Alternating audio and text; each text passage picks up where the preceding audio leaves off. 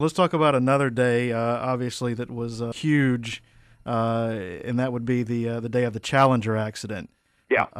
Sort of, can you describe sort of your feelings from that day and Well, maybe where you were? I'll tell you where I was.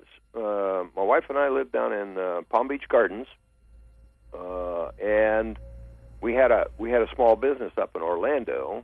We pulled out of our house, went to a gas station to fill up with gas to go up to Orlando. And as I'm standing there pumping gas, the Challenger was launched, and I could see the whole thing. Just, I couldn't believe it. Total shock. I knew that this thing had really gone bad because I could see the plumes from the solid boosters and the rest of it, and it was just, it was like a big bomb had gone off.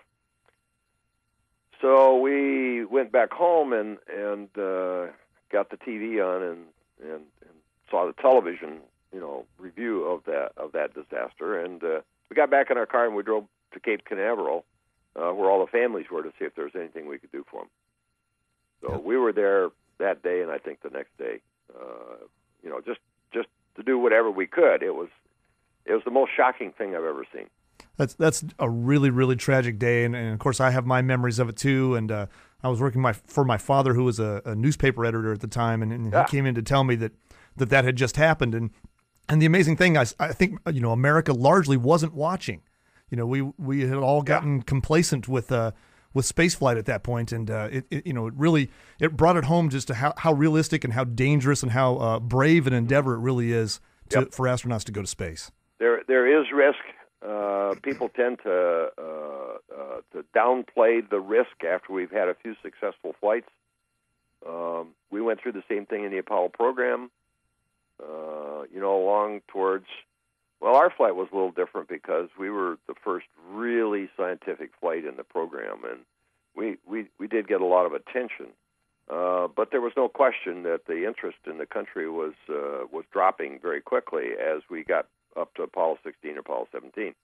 And I think that's one of the reasons that 18, 19, and 20 were canceled, in addition to they needed the money to put into the shuttle. But there was no question that there was the interest was dropping. People don't have very long memories in this country, and it's kind of strange. There's more interest in our space program in England, in my mind, than there is in this country. The Europeans really, really know their space history, and they know the people, and they'll come from all over to see you if you show up.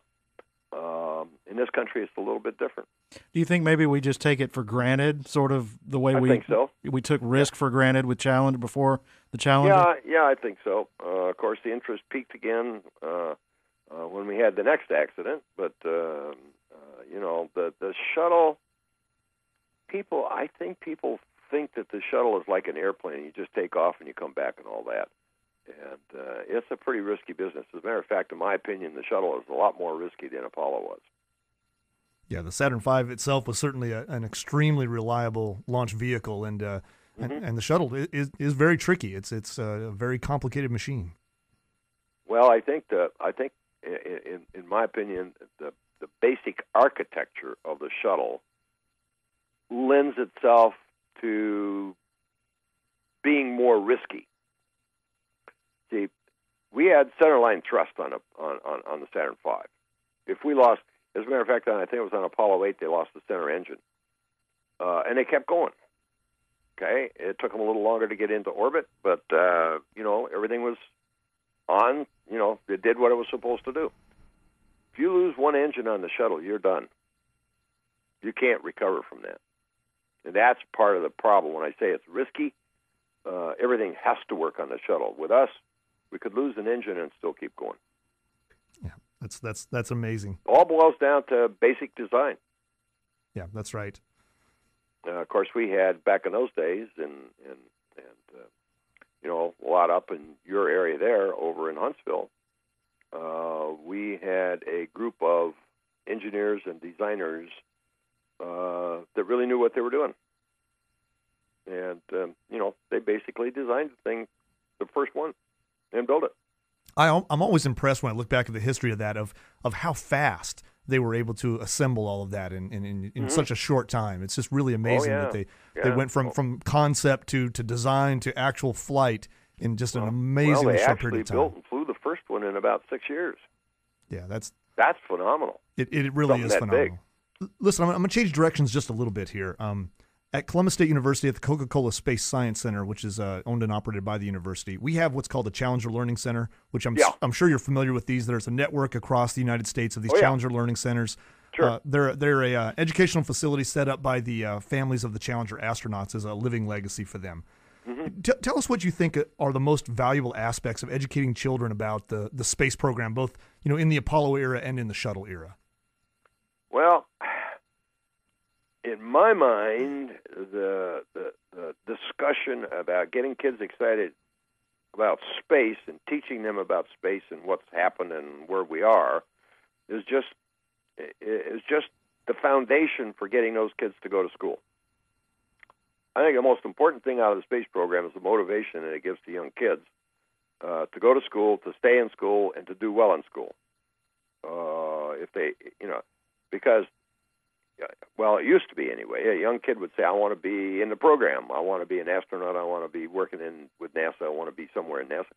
And to do that, they had to go to school, and they had to get a good education. They had to go on to college. They had to get advanced degrees, some of them. And I think that was a tremendous motivational factor for young people going through school.